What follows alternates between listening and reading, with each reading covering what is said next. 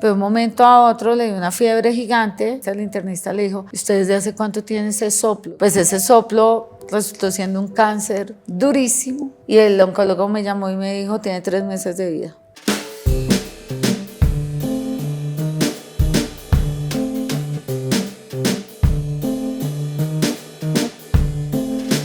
Bienvenidos a un nuevo capítulo de ¿Quién es quién? Hoy traigo un personaje bien especial, una mujer muy empoderada, con un gran ejemplo, trabajando además en silencio, diría yo, porque no es que la conozcan mucho, pero es un gran trabajo que hace además en el agro. Incluso en sus redes ella se identifica como Adri Agro. Entonces, bienvenida Adriana Senior, la presidenta de la Corporación Colombia Internacional. Bueno, muchísimas gracias. Me siento muy afortunada de estar en este programa tan maravilloso y tan humano, en donde tenga la oportunidad que mucha gente más conozca la labor que hacemos, porque la hacemos de una manera muy apasionada, muy comprometida, llena de algo que es importante, es poder dejar huella uno en la vida de otras personas y lograr estar un antes y un después y tener esas nuevas historias Qué bueno. que contar. Unas historias que hay que contar, unas historias que en esa Colombia profunda se ven y se sienten.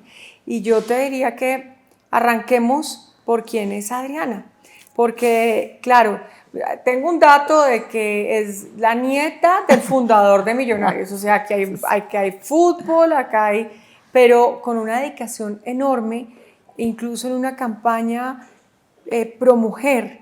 Y todo eso yo creo que tiene una historia de antes. Entonces yo quiero saber dónde estudiaste, de dónde eres.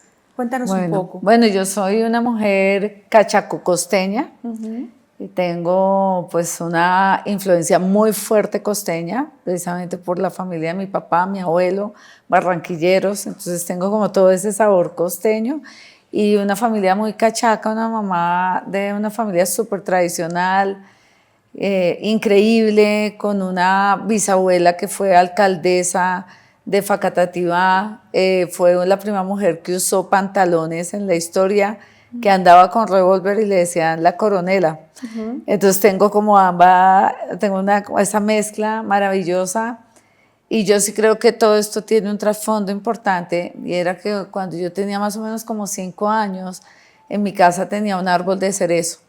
Y ese árbol de cerezo, pues yo me lo escalaba, era muy rápida, muy veloz, yo era muy flaquita y yo me escalaba mi árbol.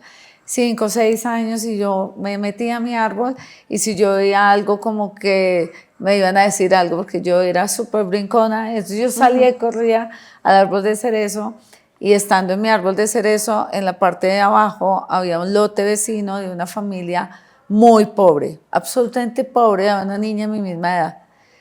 Y yo me volví muy amiga de ella, desde el árbol de cerezo. Y yo le empecé a sacar el mercado a mi casa y yo se le pasaba el mercado a la casa. Y yo desde ahí me daba cuenta que con un pequeño acto de amor había muchas sonrisas. Y yo creo que ese es mi verdadero trasfondo, porque sí tengo una sensibilidad muy fuerte a ver que uno con muy poquito puede ayudar a cambiar la historia de esas personas. Entonces, ese sí es mi verdadero trasfondo. Y yo soy la quinta de 6 hermanos, 2 hombres mayores, 4 mujeres, y yo soy la quinta. Mis 2 hermanos lamentablemente fallecieron y pues quedamos 4 mujeres. Y pues yo me dediqué siempre como a este tema social, siempre me gustaba. En el colegio trabajaba con los habitantes de calle. ¿En qué colegio estudiaste? En Sagrado Corazón. Y trabajaba con ellos, o sea, éramos un grupo de amigas que también mandábamos volantes protestando y todo, también hicimos cosas, fumábamos en el colegio a escondidas, o sea, de todo, ¿no? Pero una de las cosas maravillosas era que mi grupo de amigas le fascinaba también el servicio social y le sigue fascinando, y íbamos con los habitantes de calle al sur de Bogotá, sur, y los llevábamos, los bañábamos, los limpiábamos, jugábamos con ellos.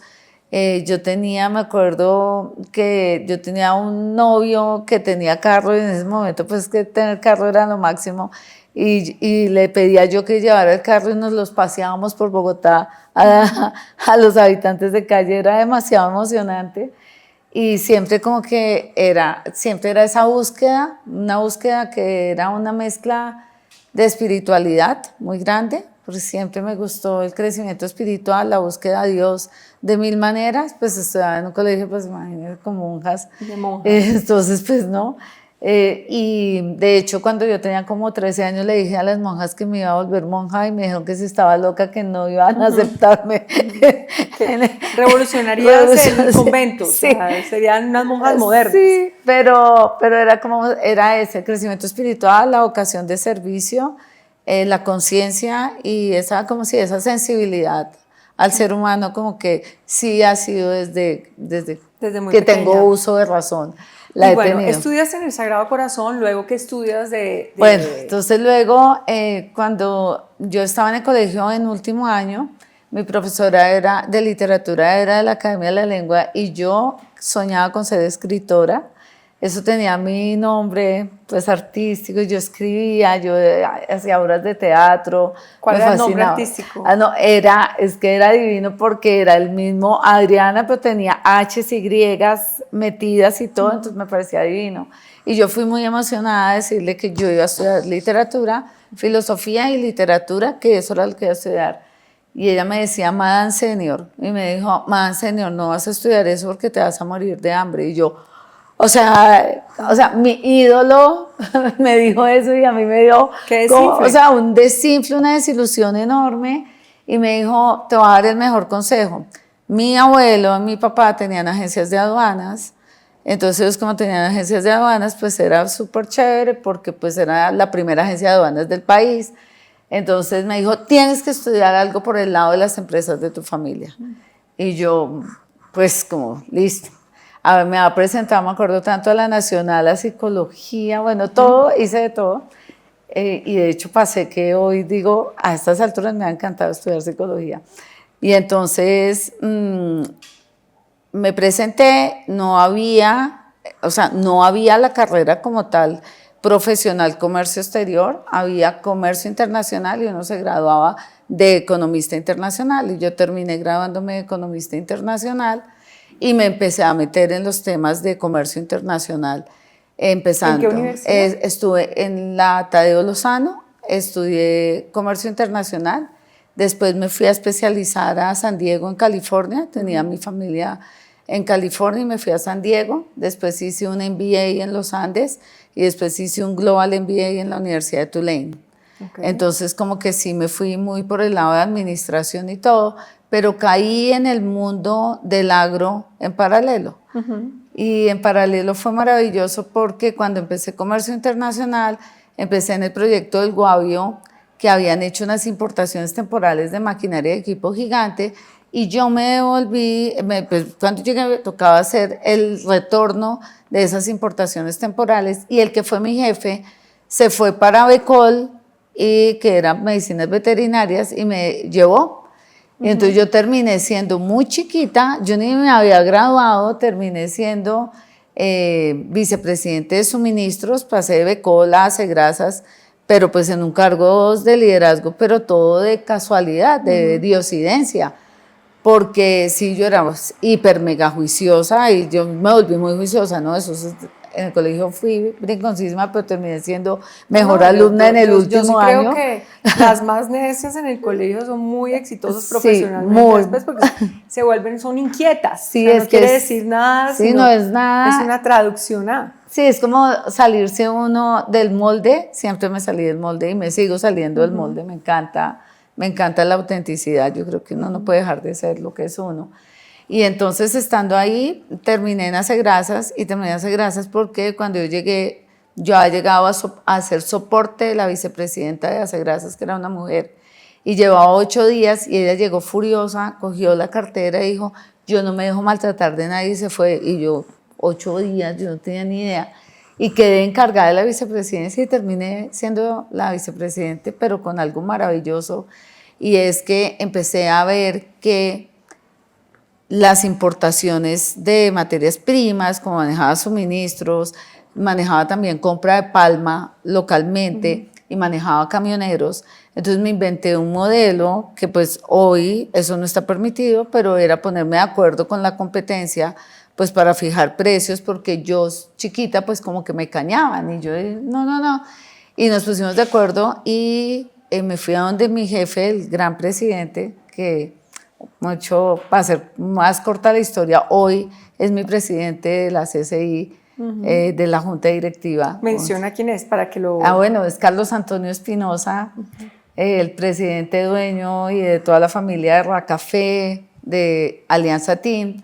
Y lo menciono porque yo creo que mis logros más increíbles fue que haciendo ese experimento, le dije yo a él, ¿y por qué nos juntamos a las familias y a la competencia? Porque es que así hacemos grandes empresas. Y pues de ahí nació Alianza Team.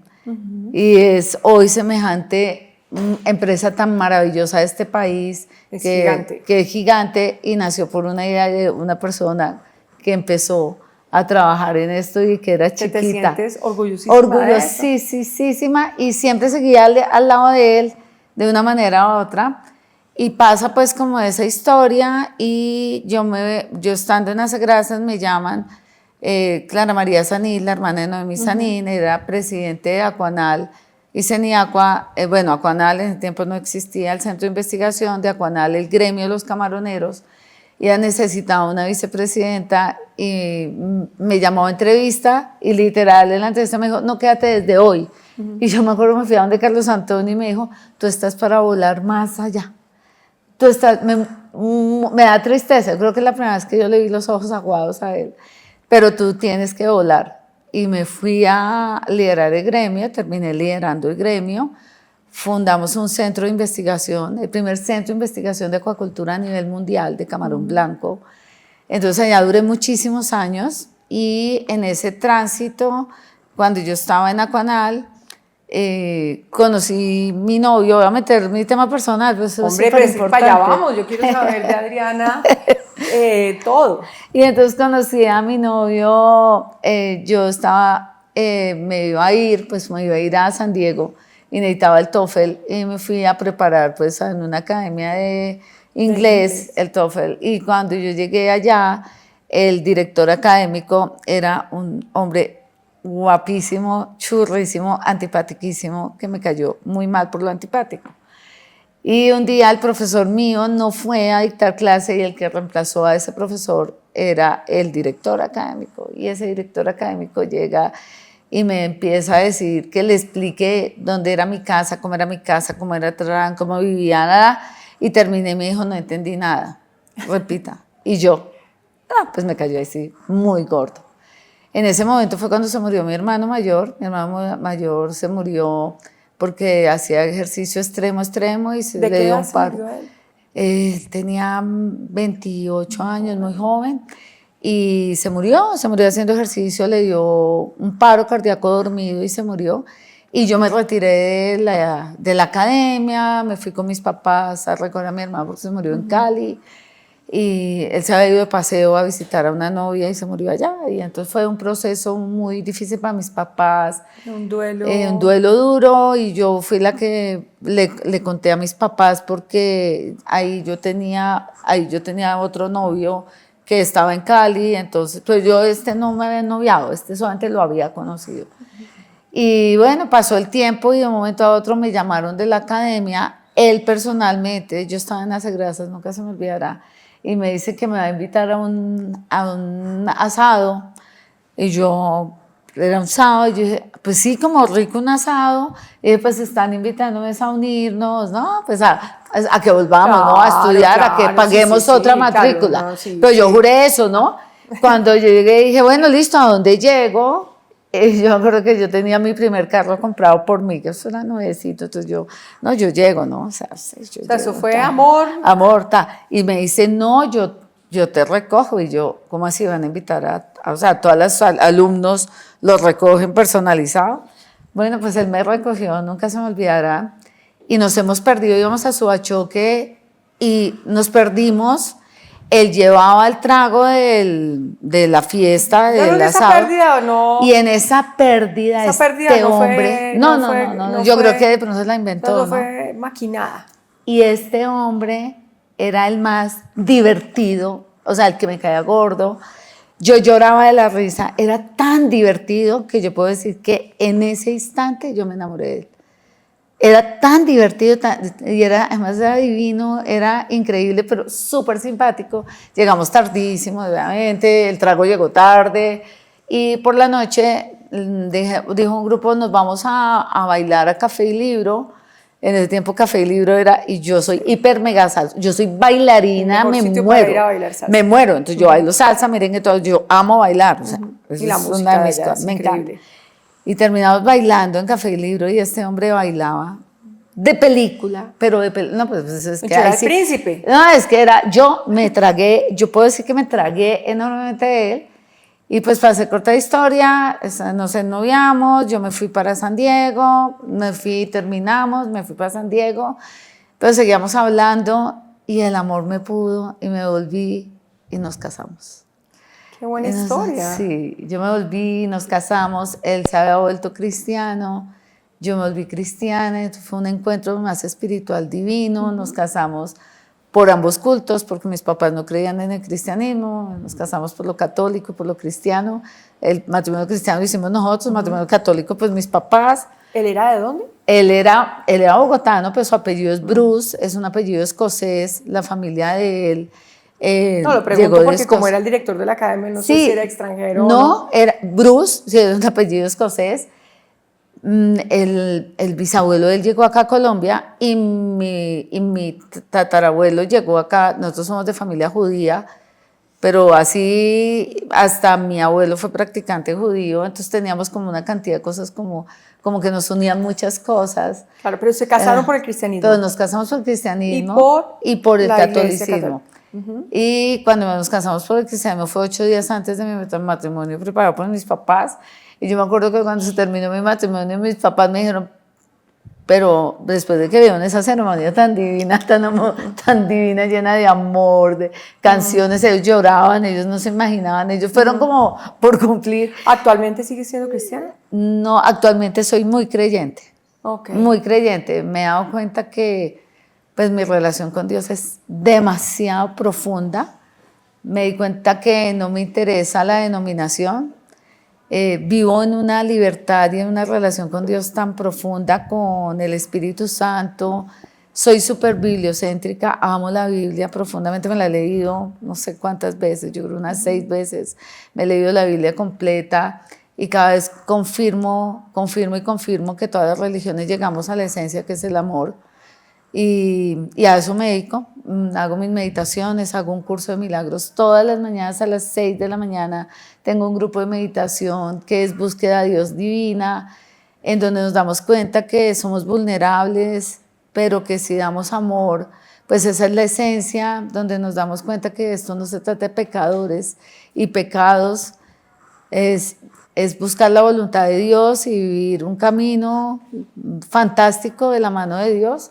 Entonces yo sí creo que de toda mi evolución desde el colegio católico, desde el cristianismo, de todo, yo estoy en el mejor momento en mi vida espiritual, en donde no puedo vivir sin mi relación espiritual, no puedo ni quiero, me encanta, lo disfruto mucho. Es un matrimonio para toda la vida y más allá. Es un matrimonio para toda la vida, pero bellísimo, o sea, me siento mucha paz y confirma pues que lo que no es de Dios no hay paz y lo que es de Dios trae paz. Entonces mi estilo de vida sí es todo el tiempo buscando un camino en donde yo sienta paz, donde tenga momentos perfectos, donde tenga gratitud. En eso sí le meto todo mi empeño porque es como mi equilibrio para todo. Es mi base, es mi fundamento y mi roca, sí es eso. Y fue divino y yo creo que ahí vinieron cosas maravillosas porque yo me caso, mis papás me dijeron que me fuera a dormir a la casa, ellos pensaban que yo ya me iba y el matrimonio era los 8 días y súper tradicionales como que, o sea, como que es como, asegúreme que no se me va a ir, ¿no? Y entonces, bueno, nos casamos y fue maravilloso, tuve un esposo increíble. ¿Hablas del pasado? ¿Ustedes se separaron? Estoy hablando, no, te voy a contar una historia maravillosa. No fue maravillosa al principio, pero terminó siendo maravillosa. Hoy en día entiendo que los propósitos de Dios. Nosotros nos casamos, tuvimos 2 niños muy seguidos, y tuvimos niños. Y Alejandro, él se llamaba Alejandro Bruce, y cuando yo me casé me dijo, es que a mí no me gustan las mujeres ejecutivas. O sea, y yo, primero el hogar, para mí el hogar es lo máximo. Duré 3 meses, literal, de ama de casa. Mientras estaba ama de casa, yo desesperada, o sea, mi mamá, uno cuando se casa tiene que tener empleada, no sé qué. O sea, no veía novelas porque a mí no me gustaba ver televisión. Tenía empleada, no tenía nada que hacer. Entonces yo, cuando me fui a San Diego, yo llevé joyas precolombinas a San Diego. Yo las llevé y yo me mantuve, yo vendía joyas y llevaba esmeraldas también, pero las esmeraldas eran malísimas, no las vendí, pero los precolombinos gustaron mucho.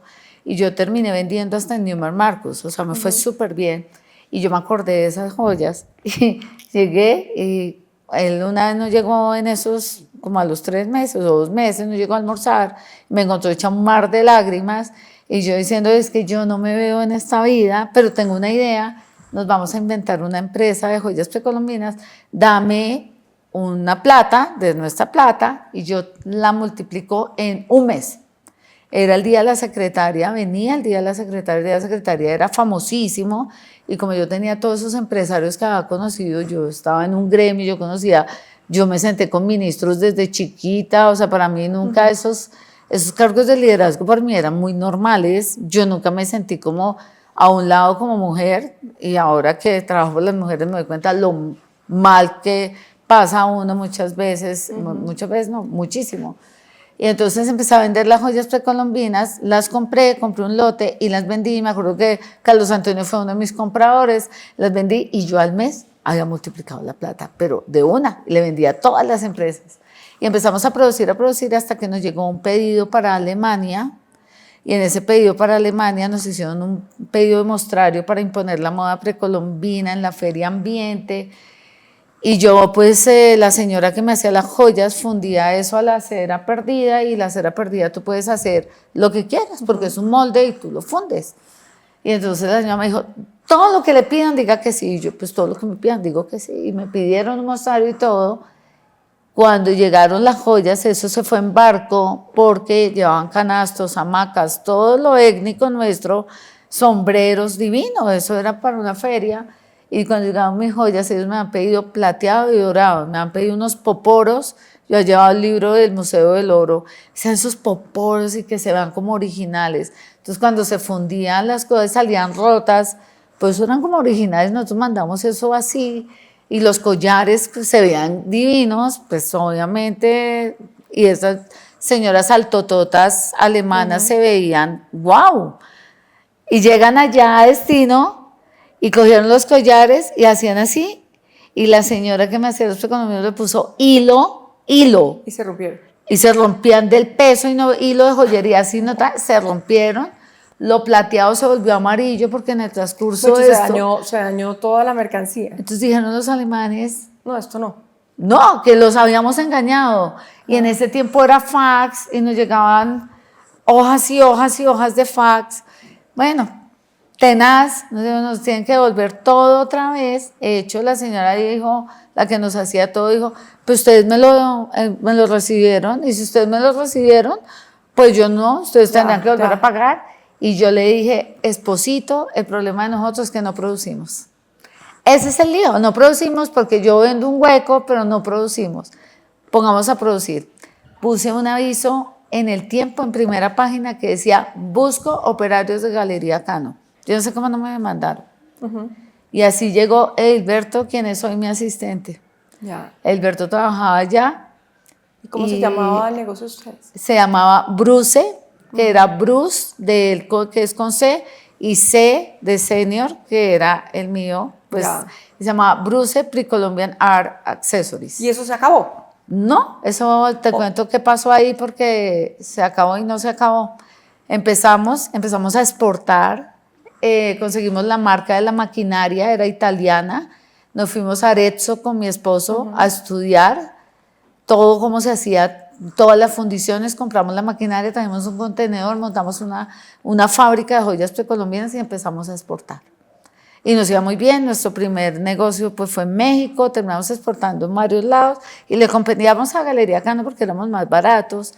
Y para el año, el 2001, en el 2001, pues venía una feria en Nueva York y nosotros hicimos un cambio de diseños. Alejandro diseñaba divino, con sentido artístico increíble, empezamos a diseñar joyas de acuerdo a la tendencia que era más minimalista y no como tan así.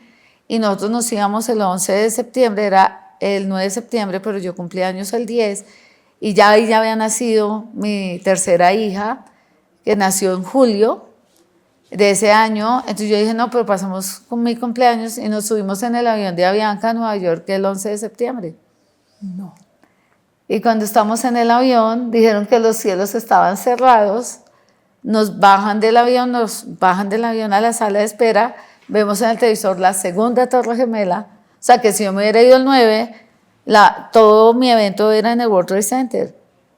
O sea, yo hubiera estado literal en semejante crisis, pero pues Dios no lo quiso en su momento y dijeron que los cielos cerrados y como nadie sabía nada, yo por la tarde llamando a Bianca que sí, ya abrieron los cielos.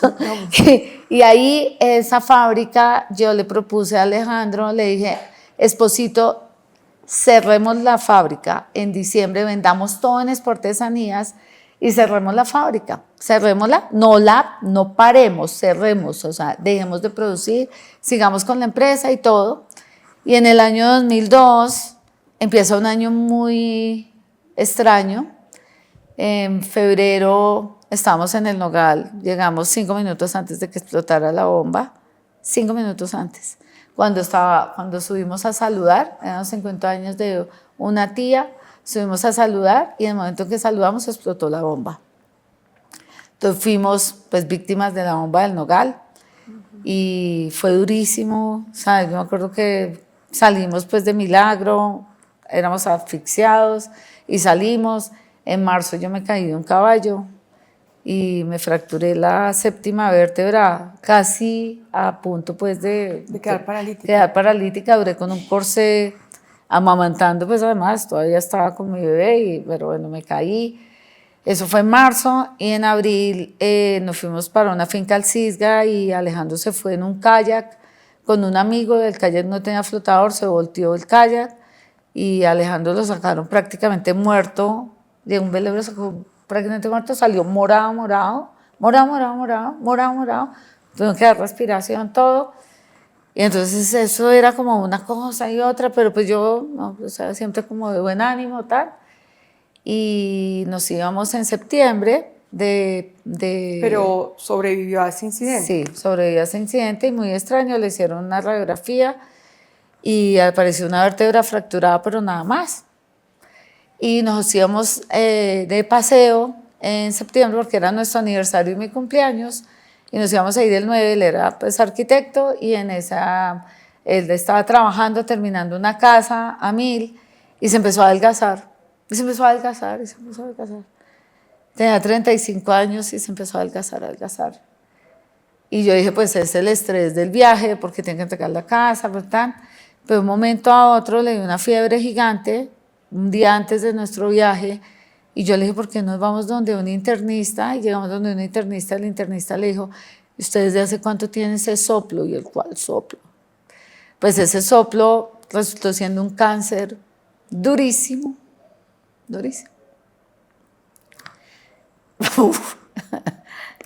Duro. Venían muchos avisos, ¿no? Y justo como en las mismas épocas y todo. Sí. Sí. Bueno, le da un cáncer. ¿Tus hijos estaban de qué edad? Chiquiticos. María Paz tenía 1 año. Le dio un cáncer en el timo. El timo es una glándula que está entre el corazón y los pulmones. Es una glándula que lo tenemos todos los seres humanos y sirve para desarrollar nuestro sistema inmunológico. Luego se atrofia y para lo único que se puede volver activo es para un cáncer. Le da a personas mayores de 70 años 1 en 10.000. Alejandro tenía 35. Súper tenista, deportista increíble, y le dio este cáncer. Y yo le dije a los médicos, si es algo muy grave me lo dicen a mí, porque Alejandro es artista y es súper sensible. Y el oncólogo me llamó y me dijo, tiene 3 meses de vida. 3. Y yo llegué y yo casi me muero. O sea, yo dije, esto es terrible, y no le dije nada. Me fui para mi oficina, nosotros hacía más o menos, Alejandro compraba, nosotros comprábamos los 2 apartamentos, los remodelábamos y los vendíamos, los dejaba ahí, no. Él diseñó esta oficina. Es un diseño que si uno entra y tú ves, pues un estudio en Manhattan, y esto es año 2005. Era un visionario. No, era un visionario impresionante, un artista increíble. Es que los arquitectos además son... Sí, y él tenía, el abuelo de él fue el escultor, un escultor increíble que hizo el Tren de la Sabana, el Palacio Municipal, el Palacio de la Gobernación de Manizales. O sea, Belisario Rodríguez fue un escultor increíble, la mamá de él era pintora. Entonces, pues la línea artística, él era un artista increíble, una visión. Él siempre andaba con papeles pintando, llegaba a cualquier sitio y remodelaba el sitio mientras almorzaba, le encantaba. Y como era tan sensible, el oncólogo me dijo eso, y yo acabamos de conocer una pareja que le habíamos alquilado un apartamento que eran de la embajada americana y eran misioneros. Y yo los acababa de conocer, pero ellos me han parecido como tan especiales, espiritualmente muy especiales. En el tiempo nosotros éramos muy cristianos, y yo a la única persona que llamé, ni a mi mamá ni a nadie, me fui para la oficina y llamé a esa señora. Y yo la llamé, yo le dije, auxilio. O sea, yo creo que la primera y última vez que yo usé esa palabra en mi vida, yo dije, auxilio. Y ella me dijo, ¿qué te pasó? Y yo le dije, no, pues es que me acaban de decir esto. Y me dijo, no te preocupes, cierra los ojos y di, no hay nada imposible para Dios. Y yo, o sea, le estoy diciendo que son 3 meses de vida. O sea, de verdad, o sea, así. Y yo lloraba y lloraba. Y entonces yo llegué y cerré los ojos y dije, no hay nada imposible. Y así, no hay nada imposible para Dios. Un cáncer no es imposible para Dios. Yo tengo fe y no hay imposible para Dios. Y Alejandro se va a morir. Y no se va a morir. Y vamos a lucharla, pero así, o sea, así como estaba atacada llorando. ¿tan? Y yo tenía una Biblia. Es muy importante porque tenía una Biblia en mi escritorio. Y yo abrí la Biblia, así. Y veo en Primera de Pedro. Y decía, no tengas esto como algo imposible para Dios, porque verás la gloria manifiesta. Pues, la señora llegó toda angustiada y yo, tranquila, no hay nada imposible para Dios, acá vamos a salir adelante. Y como teníamos lo del centro de investigación, había una amiga científica, inmunóloga de Harvard, le pedí yo la clave de la universidad, y en esa clave de la universidad me metí a estudiar lo del timoma. No sabía nada, y ahí había un protocolo para una quimioterapia, y se lo di al oncólogo. Me dijo, si quieres le hago, pero no vale la pena. Y yo, sí, hazle eso. Y pues pasamos unas cosas de unos milagros sobrenaturales. Y él sobrevivió al cáncer. Y él sobrevivió 5 años. Okay. 5 años de tratamiento, le hicieron quimio, radio, cirugía. Era una cosa tan increíble, todo era milagro, tan milagro, pero es que es miles de momentos maravillosos donde él se paraba a contar su testimonio de vida, de la sanidad increíble, y la vimos. Y la vimos de tal manera que pues obviamente María Paz alcanzó a conocer a su papá. A él, cuando le hicieron la cirugía, le tuvieron que raspar el pulmón derecho, y su único pulmón bueno era el izquierdo. Le daban neumonías, pero nosotros vivíamos en la Santa Fe, éramos íntimos amigos de todo el mundo. Los médicos, había en esa época una película que se llamaba Bruce Todopoderoso, Así se llamaba la película, y a él le decían todos los oncólogos Bruce Todopoderoso por la película. Entonces, pues nosotros siempre vivimos, y un día el pulmón izquierdo falló, le dio neumonía un viernes, los niños se fueron a dormir, vieron a su papá vivo, yo me fui con él en una ambulancia a 1000, y en la ambulancia los paramédicos me dijeron espere lo peor, y yo, ay, a ver, o sea, esto yo ya lo he vivido, ¿cómo así que espere lo peor? Y ahí yo creo que, y es así, a uno le pasa la vida entera con esa persona, fue durísimo. Su última frase fue entubado, no. Y se murió al otro día a las 10 de la mañana. Mis hijos se fueron a la clínica a ver a su papá muerto. ¿Esto fue hace cuánto? 16 años. Y durante esos 16 años, de lo que me hablas de la preparación tuya espiritual. Entonces pasó ahí algo tremendo, dificilísimo, que como yo había tenido esa fe tan maravillosa, tan gigante, y Dios me había prometido que Él iba a tener largura de años y plenitud de vida, terminé peleando con Dios. Y me he metido en una pelea con Dios, pero de aquí a la luna. O sea, yo en la enfermedad la luché toda, o sea, yo no me dejaba, Ando se caía y yo lo levantaba todo, y yo la muerte, tuve el duelo más teso del mundo mundial. ¿Cuánto duró esa pelea? Duró una pelea de 1 año y medio con Dios. No, y luego viene la reconciliación. Volví, y la reconciliación fue la más divina del mundo. Estaba yo acá trabajando y tuve que ir a ver unos cultivos en Murcia. ¿Ya en la corporación? Sí, yo ya estaba en es más, cuando él estaba enfermo yo me vine acá a trabajar. Acá? 20 años, ya 4 años. Y yo estaba en Murcia y me levanté muy temprano, me acuerdo que tenía que viajar a París, y me equivoqué de hora, y cuando me paré y estaba ahí el Mediterráneo y yo vi el cielo, ya estaba vestida y todo, y yo salí y vi el cielo, y el cielo era rojo, de esos que todavía no ha amanecido, y yo salí y yo era como una loca en la playa, y yo le decía, así es mi vida, como un infierno, y yo le decía adiós, y era Alejandro, y así es mi vida, como un infierno. Y cuando iba caminando ahí, y yo me acuerdo que yo caminaba así, y de momento el cielo empezó a volverse rosadito, como con azulito, y se me acaba la playa, y cuando estaba así dije, pero yo tengo derecho a volver a vivir. Y yo dije eso, se acaba la playa y me volteo. Y en los últimos pasos, cuando dije tengo derecho a volver a vivir, mis pasos eran derechos. Todos los otros eran chuecos. Y me arrodillo y le digo, Dios, ¿cómo me fui a apartar de ti? Gracias porque tengo una nueva vida, gracias por el esposo que me diste, gracias por mis hijos. Y ahí volví a vivir. Entendí tantos mensajes, entendí que el tiempo no existe, entendí que no hay planes para futuros, que hay que vivir el presente. De hecho, me quité el reloj por muchos años. Ando con que no es para ver la hora, sino porque hago mucho ejercicio. Y ahí empecé con unas ganas de vivir enormes. Tuve una única sesión en mi vida de apoyo, porque no me gustaban las sesiones de apoyo. Y en esa sesión de apoyo me dijo, era un cura que tenía como 80 años, que tenía una técnica para neuro no sé qué, y me dijo, y ahí viene porque viene el agro, y me dijo, todo partía de cuál era el personaje de la infancia, que fuera como ese héroe de la infancia de uno.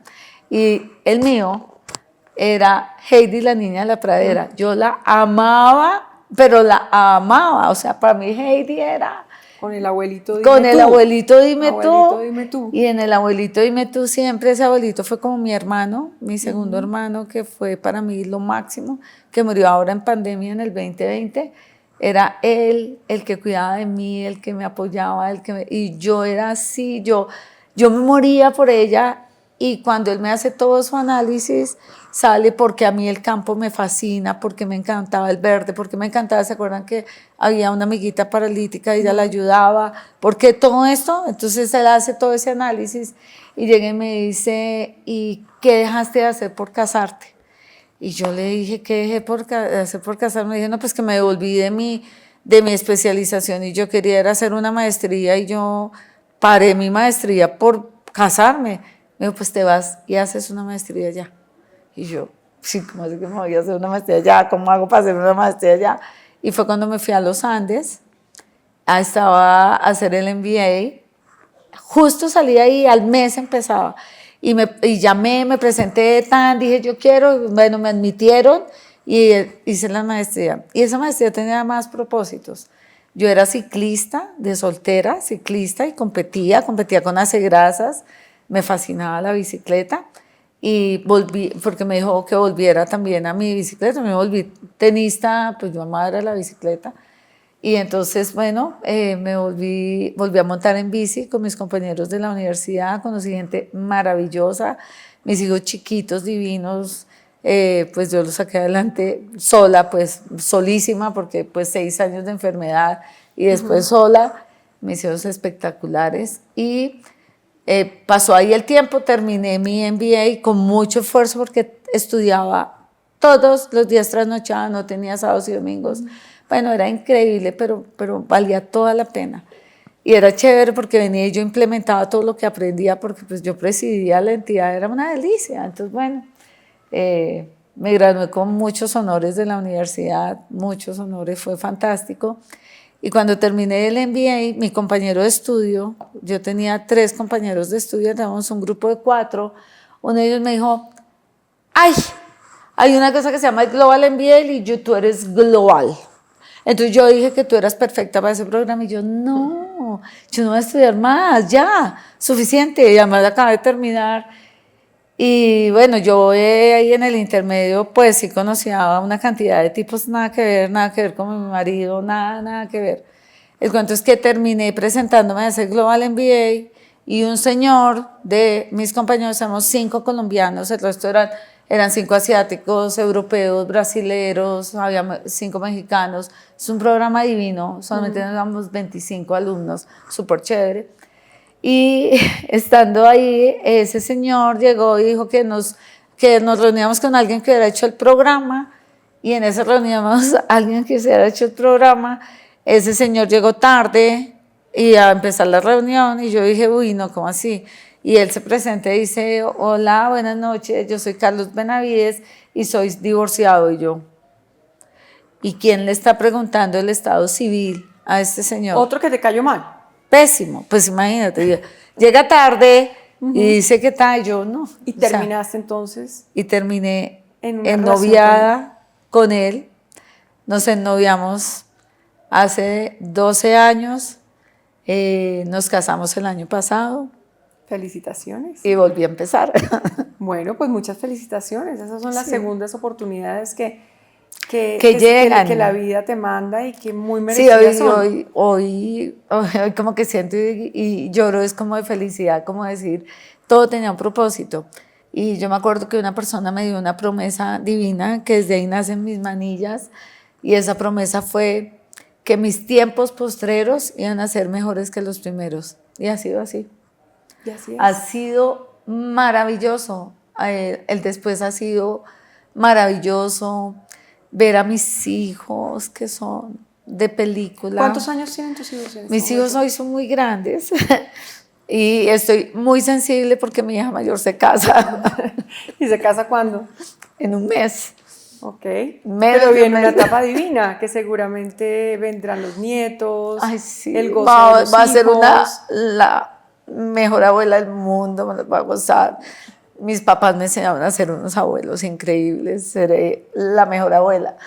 Pero hablar de todo esto es tan divino porque Alejandro en todo este proceso del matrimonio se ha presentado de 1000 maneras. O sea, ha sido divino, ha estado muy presente espiritualmente en todo el proceso del matrimonio de mi hija. Entonces, como que me parece tan lindo. Mi hija es arquitecta, artista, salió con mi papá, también es administradora, salió como yo. ¿Vive acá? Vive acá, tiene una fundación que se dedica también a la educación de primera infancia, al servicio social. Mis 3 hijos se dedican a la comunidad, ellos sacaron todo esto mío. el arte no lo sacaron de mí, pero son artistas. Yo ¿Y sí arte sientes no. que el papá de ella se ha presentado Uy, se en ha todo este presentado, proceso? por eso te digo que estoy súper sensible, porque pues ayer, de hecho ayer me vi ya con el vestido que voy a usar, ya dije esto ya es un hecho, ya, y viene el matrimonio y ha sido tan divino, porque él ha estado presente, presente, presente de mil ¿Dónde se va a maneras, casar? ¿Acá en acá en Colombia? Bogotá, acá, en el centro, En en el la centro. Candelaria, Qué lindo. sí, acá en el claustro de las aguas, divino. Lindísimo, ese sitio es muy Lindísimo. lindo. Entonces, bueno, se casa. Mi hija ha sido mi compañera de vida. Ella era mi hija mayor. Pero no pierdes una hija, ganas un hijo. No, Me yo imagino estoy, que ahí mira, estás pensando en ganar estoy un... feliz por el matrimonio. O sea, es más, le he metido todo el hombro al matrimonio y todo. ¿Cuándo se casa? 14 de diciembre. Tratemos entonces de que esta ¿Qué? entrevista salga Sí. de regalo Ay, antes del gracias. 14 de diciembre. Divina. ¿Y tus otros dos hijos qué hacen? Entonces, bueno, Sarita está dedicada a esto, se va a ir a hacer su maestría el otro año a Estados Unidos, se irá, o a Inglaterra, no sé, pero se van.